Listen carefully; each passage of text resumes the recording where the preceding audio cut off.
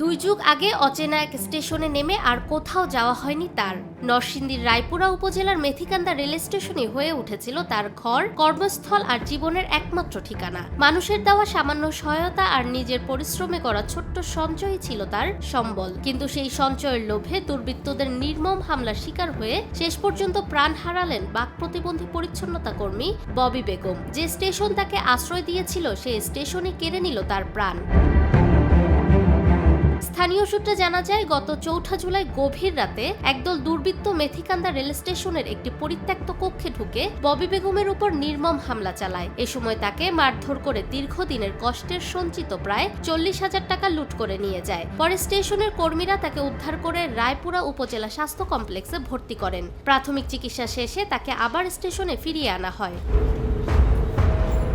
এরপর কয়েকদিন তিনি কিছুটা সুস্থ থাকলেও মঙ্গলবার রাতে হঠাৎ তার শারীরিক অবস্থার অবনতি ঘটে। প্রথমে তাকে রায়পুরা উপজেলা স্বাস্থ্য কমপ্লেক্সে নেওয়া হয়। সেখানে কর্তব্যরত চিকিৎসক উন্নত চিকিৎসার জন্য নরসিংদী জেলা সদর হাসপাতালে রেফার করেন।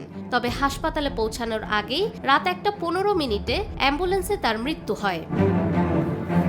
স্থানীয়দের ভাষ্য, বিনা বেতনে প্ল্যাটফর্ম ঝাড়ু দেওয়া, শৌচাগার পরিষ্কার সহ বিভিন্ন পরিচ্ছন্নতার কাজ করে জীবনের দীর্ঘ সময় কাটিয়ে দিয়েছেন ববি বেগম। বয়সের ভারে নুজ হয়ে পড়লে মানবিক কারণে স্টেশন কর্তৃপক্ষ তাকে স্টেশনের একটি পরিত্যক্ত কক্ষে থাকার ব্যবস্থা করে দেয়। স্টেশন সংলগ্ন মানুষ এবং যাত্রীরা নিয়মিত তাকে খাবার ও সামান্য আর্থিক সহায়তা দিতেন। স্থানীয়দের ধারণা, সঞ্চিত টাকার লোভে দুর্বৃত্তরা তার উপর হামলা চালিয়ে টাকা লুট করে নিয়ে যায়। যে স্টেশনে নিজের ঘর বানিয়ে জীবনের শেষ ২ দশক কাটিয়েছিলেন ববি বেগম, শেষ পর্যন্ত সেই স্টেশনে নিভে গেল তার জীবনের আলো। ফাহমিদা বিনতে আনোয়ার, নিরপেক্ষ, সত্য প্রকাশে আপোষহীন।